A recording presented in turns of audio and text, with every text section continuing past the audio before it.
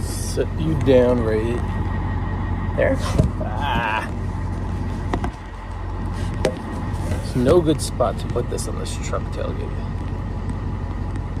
Alright, hold on.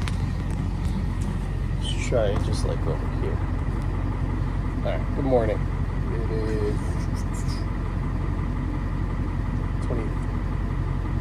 22nd of August. Just topping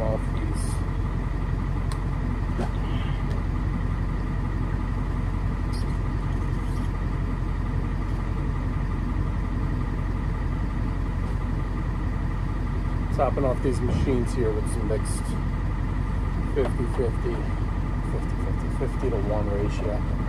We have the Echo, forget what the name of this one is, like the combi one, but Echo's version.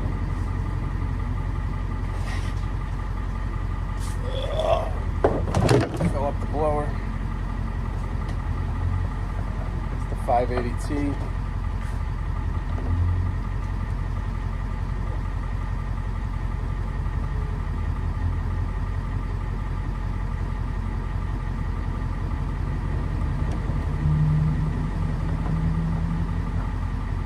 And we're going to do the trimmer right now.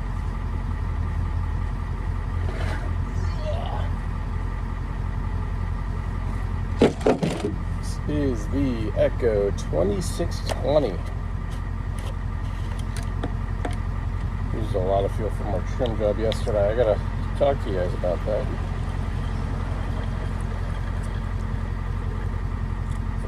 Ah, fuck. Spilled all over the goddamn place. Alright.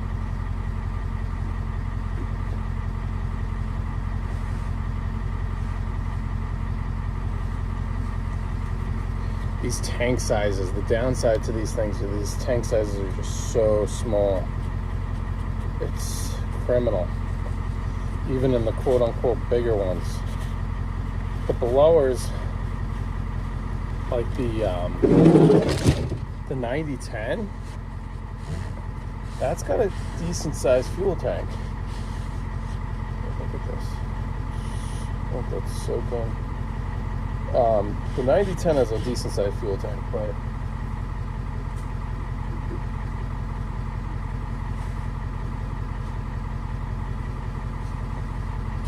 all the other Echo products, or it's not even just Echo, it's just everybody really, small little tanks.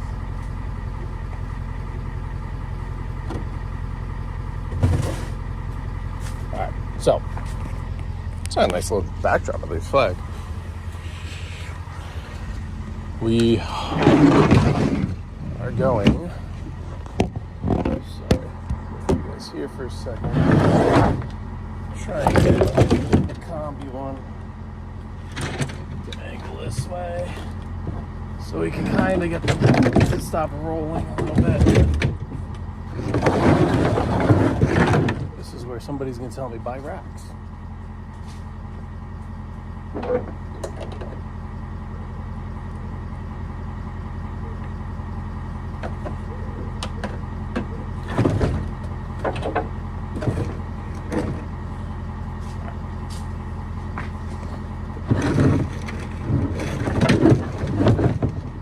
So they're kind of snug though. This is how we have them set up. 2620, the PAS 225, the 580T. Hopefully this closes. Oh, we have room. Okay. We're leaving the 9010 here, but I am taking, no, not the saw. Shut back cap. Taking this nice little DeWalt handheld. This thing is so light, so nice. I loved this purchase. Great purchase. Buy this thing. It's awesome. It's awesome for those little, those small little jobs.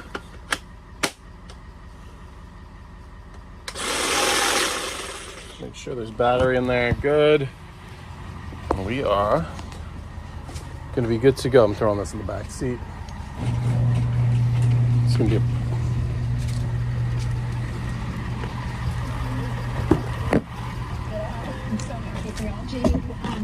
has to be so stressful. Echo Black Diamond over there. All right, no trailer for the first job today. Oh, I thought maybe my tire pressure fault would have gone. Thought maybe my tire pressure fault would have gone away, but it's not the case. It's okay. We'll read. Same thing here, just not reading that back left. We will do a reset either today or tomorrow. The problem with the reset, it's actually totally fine to do the reset. See if it works. If not, it's just a bad sensor and it needs a new sensor. It is what it is. It's not a big deal. But with the reset, there's a lot of honking. I have my mother-in-law's watching the baby and the dog today, and I'm not having him get set off by the honking horns. And that's just too much. So we're gonna live with the light on. To do the reset on these trucks,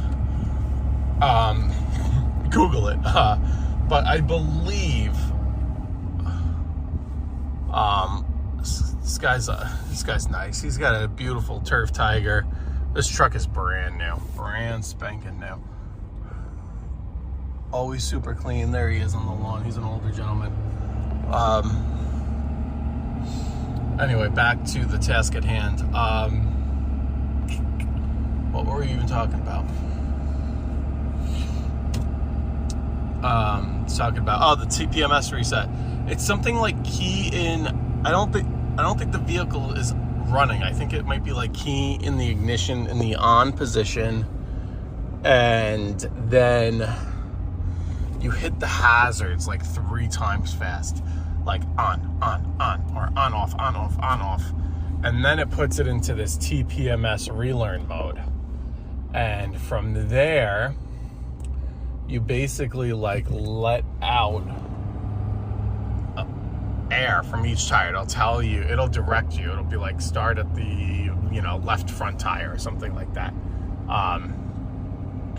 So you're go to your left front tire or whatever tire it tells you, and you're going to let air out of the tire just a little bit. It's like 1 psi is what it calls for to be let out. So, and then when it sorry, we're just stopped here waiting for this guy to come through because we have a dog walker and a baby.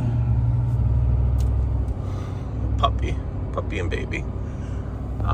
Cute. But when you then it like does like a couple honks. It does like 2 or 3 honks. Beep beep beep. Something like that. It tells you to move on to the next tire. You let out a pound, and so on and so forth till you're around the vehicle. And that's how it relearns the sensors.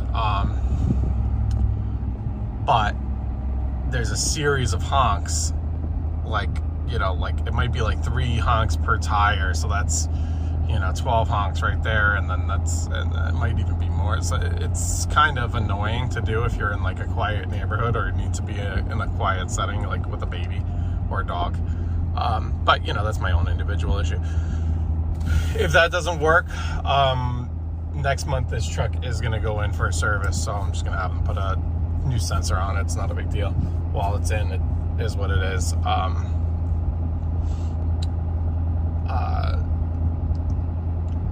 Luckily, it's somewhat due for an oil change now. So, okay, moving on to a couple other things I wanted to talk about. Yesterday, I did a big job. Got it on. I didn't video me doing the job. It was just too hard. It's too tight corridors to move. Basically, overgrown lawn hasn't been done in 2.5 months. Poor client. Blah blah blah. She messaged me that now she's always finds herself in these weird situations, and I guess these landlords of homes do this. If you're like renting out a house, they make the renter find lawn care or maintenance, landscape, whatever. Normally, like, maintenance is kind of included, but I don't know. She's kind of had this ongoing thing, and she told me that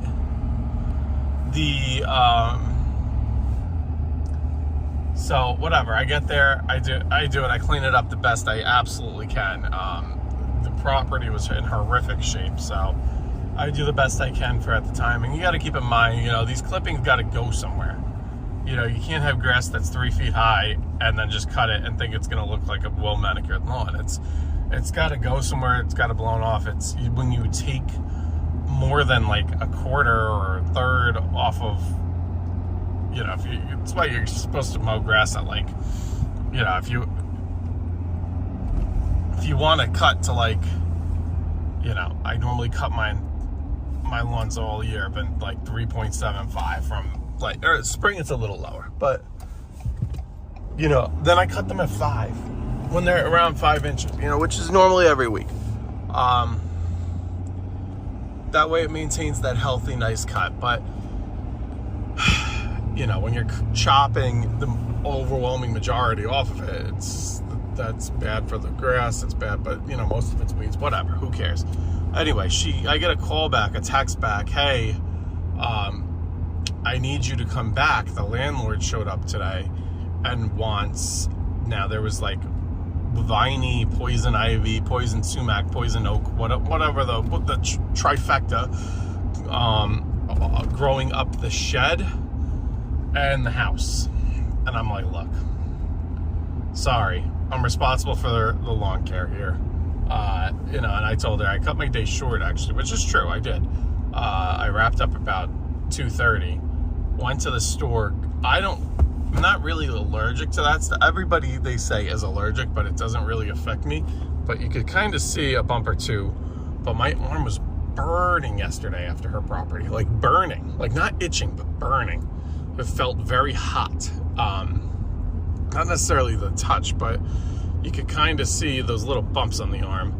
And that's from the property yesterday. And I'm like, listen, I cut my day short. I told her I was covered in poison ivy. Unfortunately, I can't do that. I said, you need somebody to come and spray it to kill it, and then it could be removed. I did not hear anything back from her, so I'm just going to leave that one there. That was yesterday. Today, I'm going to another callback. A buddy of ours, a family friend, we're maintaining the grounds at their shop. And I met with his father. His father kind of told me, don't worry about this, don't worry about that, don't worry about that. And then the guy who's my age is like, hey, can you do me a favor? Can you take care of, you know, some of the things he said don't worry about, that we're not worrying about. There's like 1 or 2 things where he's like, can you please come back and just do this? So we're on our way back. To be honest, I feel like, I don't want to say I overcharged a friend here. I thought it was going to take a lot longer, so the fact that it's a friend, and I felt like I was more than good on time, I am more than happy to come back and help them out. Especially right now, I don't have a trailer hooked up, so that's kind of nice. Then the plan after that is to go to the dump. I have a trailer that I filled up. The 16-foot is full. So I got to get that dumped. And then I'm going to keep the 16-foot locked on. And we're going to, after that, bumpy. After that, we're going to go to one more property for the day. That's usually bi-weekly and every other week kind of deal. That was due on Monday, but I'm going to be away. So I asked him if I could push it up, or I kind of told him I'm pushing it up to Friday. He told me that works absolutely perfect because they have a party this weekend. So that works out nicely. He'll have a nice clean lawn for the party, and I will get all my lawns out of the way and not have to worry about anything except for my own. But anyway, I'm on site now. This is some of the stuff he wants cleaned up. that I purposely came with a hedge trimmer because I did not want to weed whack all that and risk breaking windows, and yeah, especially on a friend's property, on anybody's property. But anyway, that'll conclude the video today. Maybe I'll do a quick video at the dump, like a before and after, if I remember or have time or whatever. But go from there. Peace.